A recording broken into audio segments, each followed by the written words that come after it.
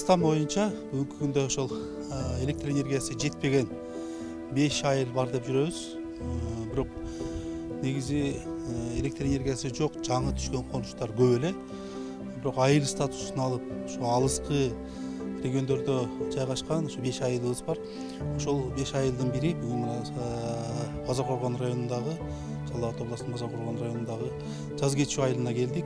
Бул жерде 200дөн ашык кожолук жашайт экен. Бул жерде жол жок экен, бирок мектеп, ФАП, социалдык объекттер түшүп, элдер туруктуу жашап, ушул жерде отурташып алган.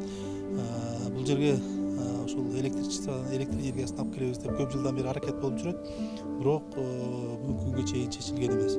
Азыр эми ошонун үстүнөн чечебиз деп атайын келип, элдер менен жолугуп, бир нече мындай бир варианттар менен келдик эле.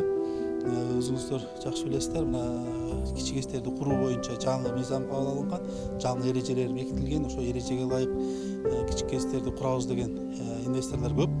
Азыр атайын ошол 2 инвесторду алып келдим. Көрүп, азыр трассаны ошол КЭС кура турган жерди, сууну өлчөп көрүп, кай жерге куруш керек экенин, анан канча убакытта куруш керек экенин бүгүн эртеге мага айтышат. Биринчи болуп ушу кичи КЭСтерди куруу программасын ушул жерден баштасак, ушул жерден ишке ашырсак деген оюм бар. Анан бул инвесторлорго ушундай кылып шарт койдум. Ушул айылды курасыңар, андан кийин башка курам деген жерлериңерге уруксатыңарды батыраак карап уруксат берели деп атайын шарт коюп алып келдим. Алар да макул болуп атышат. Буга чейин бул жерге курат элем, ушул жерге кичи КЭС курат элем деген инвестор чыккан эмес. Эми азыр Кудай буюрса ушу 1 жылдын ичинде, эмки жылы ушул маалга келгенде ушул айылда свет болуп калат деген эсептөөлөрүбүз бар, расчетторубуз бар.